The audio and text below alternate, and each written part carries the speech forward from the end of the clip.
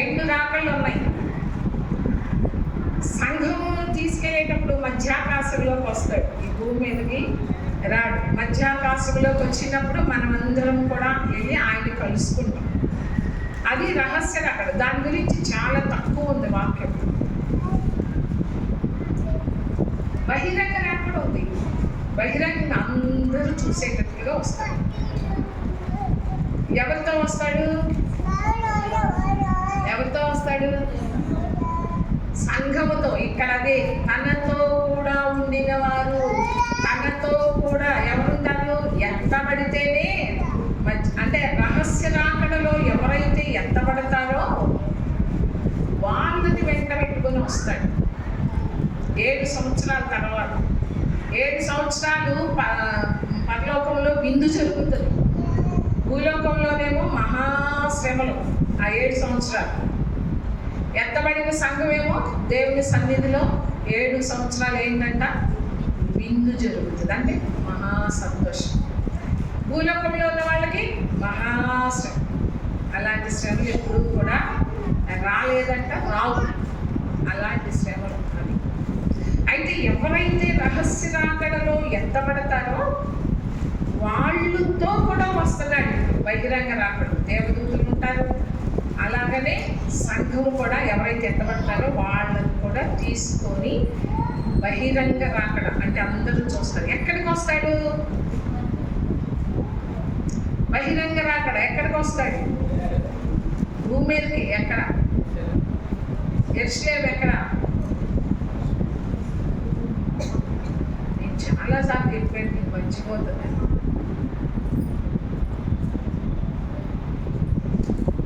ఒలీవల కొండపైకి.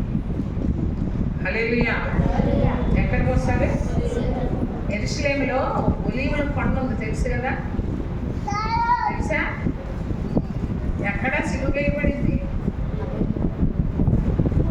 మరి చెప్పండి. అక్కడికి దిగి వస్తాడు.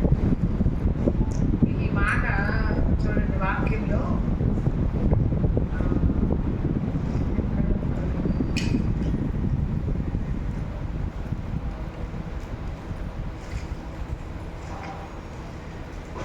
చెప్పే అన్నా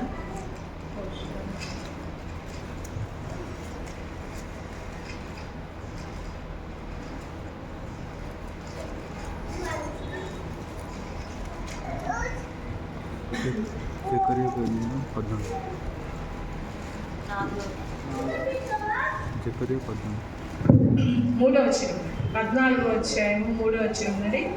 అప్పుడు యెహోవా బయలుదేరి తాను యుద్ధకాలమున యుద్ధము చేయు రీతిగా ఆ అన్యజనులతో యుద్ధము చేయును. ఆ దినమున యెరూషలేము ఎదుట తూర్పు తట్టున ఉన్న ఒలీవ కొండ మీద ఆయన పాదములు ఉంచగా, ఒలీవ కొండ తూర్పు తట్టునకును పడమటి తట్టునకు నడిమికి విడిపోయి, సగము కొండ ఉత్తరపు తట్టునకును సగము కొండ దక్షిణపు తట్టునకు జరుగును కనుక విశాలమైన లోయ ఒకటి ఏర్పడును. హల్లెలూయా. అదంతా ఎప్పుడంటే హార్మగిద్దోను యుద్ధం. ఆ మాట చూడండి ఎక్కడ ఉంటుందంటే హార్మగిద్దోను యుద్ధము. ప్రకటన గ్రంథంలో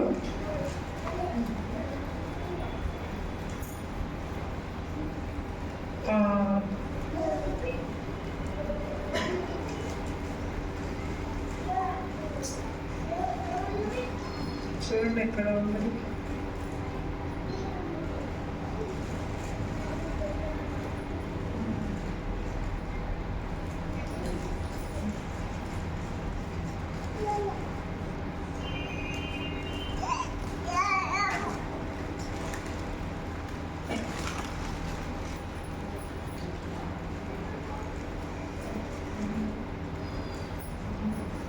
చివరిలోనే ఉండాలి కదా.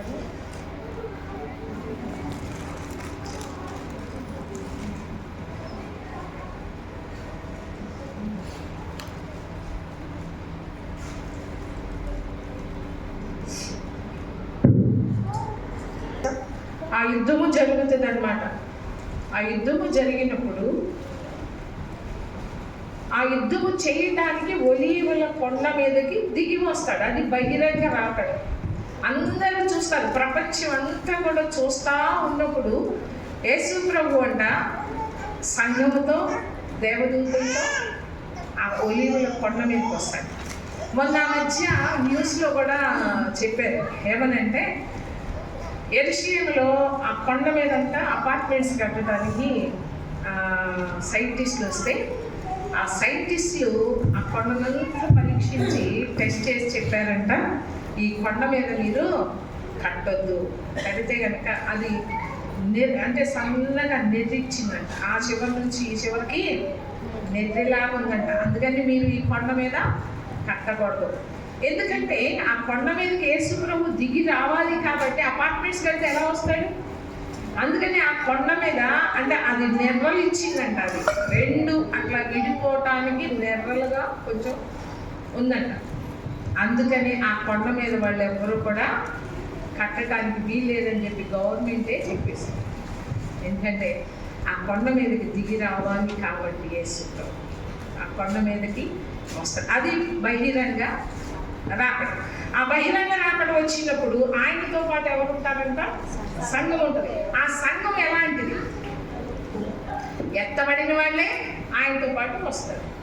అయితే ఆ ఎత్తబడిన వాళ్ళు ఎలాంటి వాళ్ళు అంటే చూడండి, తనతో కూడా ఉండిన వారు పిలువబడిన వారై ఏర్పరచబడిన వారై నమ్మకమైన వారై ఉన్నందున. హల్లెలూయా. ఈ మూడు ఉండాలంట. సంఘంలో ఉన్నంత మాత్రాన మనము చర్చికి వచ్చినంత మాత్రాన మనము ఎత్తబడే సంఘంలో ఉండము. ఎత్తబడే సంఘములో ఉండాలి అంటే కొన్ని అర్హతలు ఉండాలి. అవేంటంటే మనము పిలువబడిన వారముగా ఉండాలంట. మొట్టమొదటి ఏంటంట? పిలువబడిన వారంగా ఉండాలి. ఎవరైతే పిలువబడ్డారో వాళ్ళు ఏర్పరచబడిన వారుగా ఉండాలి. ఎవరైతే ఏర్పరచబడిన వారుగా ఉంటారో వాళ్ళు నమ్మకమైన వాళ్ళుగా ఉండాలి. హల్లెలూయా. ఇవి అంటే మనకి ఉందా ఈ మూడు లక్షణాలు? అంటే పిలువబడ్డామా, ఏర్పాటు చేయబడ్డామా? ఏర్పాటు చేయబడిన మనము నమ్మకమైన వారంగా ఉన్నామా? వెళ్ళామంటే వెళ్ళాము, వచ్చామంటే వచ్చాం కాదు. మార్పు లేని జీవితాలు కాదు. అసలు ఎందుకు పిలిచారు? ఎఫెసీయులకు రాసిన పత్రికలో ఉంటుంది చూడండి, 1వ అధ్యాయం 19వ వచనంలో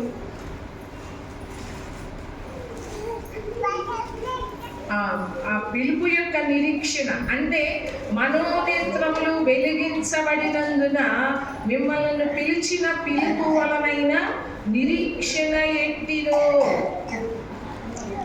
1వ అధ్యాయము 19వ వచనం 17 నుంచి చూద్దాం. మరియు మీ మనోనేత్రములు వెలిగించబడినందున ఆయన మిమ్మును పిలిచిన పిలుపు వలనైన నిరీక్షణ ఎట్టిదో, పరిశుద్ధులలో ఆయన స్వాస్థ్యం యొక్క మహిమైశ్వర్యం ఎట్టిదో, ఆయన క్రీస్తునందు వినియోగపరిచిన బలాతిశయమును బట్టి విశ్వసించు మన యందు ఆయన చూపుచున్న తన శక్తి యొక్క అపరిమితమైన మహత్యం ఎట్టిదో మీరు తెలుసుకొనవలనని. హల్లెలూయా. ఎవరు తెలుసుకోవాలి? సంఘం. ఏం తెలుసుకోవాలి? అర్థమవుతుందా నేను చెప్పేది? అర్థమవుతుందా?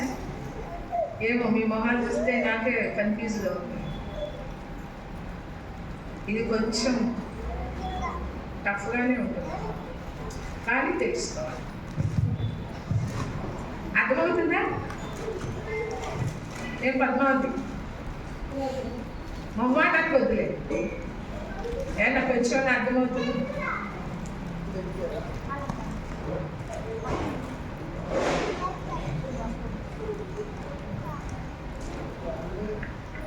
పౌలు భక్తుడు అంటున్నాడు ఏమని, అదే కాకుండా తెలుసుకోవటమే కాకుండా ప్రార్థన చేస్తున్నాడు సంఘం గురించి. పౌలు భక్తుడు ఎఫ్సీ సంఘం గురించి ఏమని ప్రార్థన చేస్తున్నాడంటే, మన ప్రభు అయిన యేసుక్రీస్తు యొక్క దేవుడైన మహిమా స్వరూపియకు తండ్రి తన్ను తెలుసుకొనుటయందు మీకు జ్ఞానమును ప్రత్యక్షతయు గల మనస్సు అనుగ్రహించినట్లు నేను నా ప్రార్థనలు యందు మిమ్మల్ని గురించి విజ్ఞాపన చేస్తున్నాను. నేను ప్రార్థన చేస్తున్నాను అంటాడు సంఘం గురించి. ఏమని? ప్రభువా వాళ్ళని ఆశీర్వదించయ్యా, వీళ్ళని ఆశీర్వదించు, వాళ్ళకి స్వస్థత ఇవ్వు, వాళ్ళకి ఆ రోగం తగ్గించు, ఈ రోగం తగ్గించు, వాళ్ళకి ఉద్యోగం ఇవ్వయ్యా, వాళ్ళకి పెళ్ళిళ్ళు అయ్యేలాగా చెయ్యయ్యా. ఈ ప్రార్థన చేశాడా? ఏం ప్రార్థన చేశాడు? మన ప్రార్థనలు ఎలా ఉంటాయి చెప్పండి?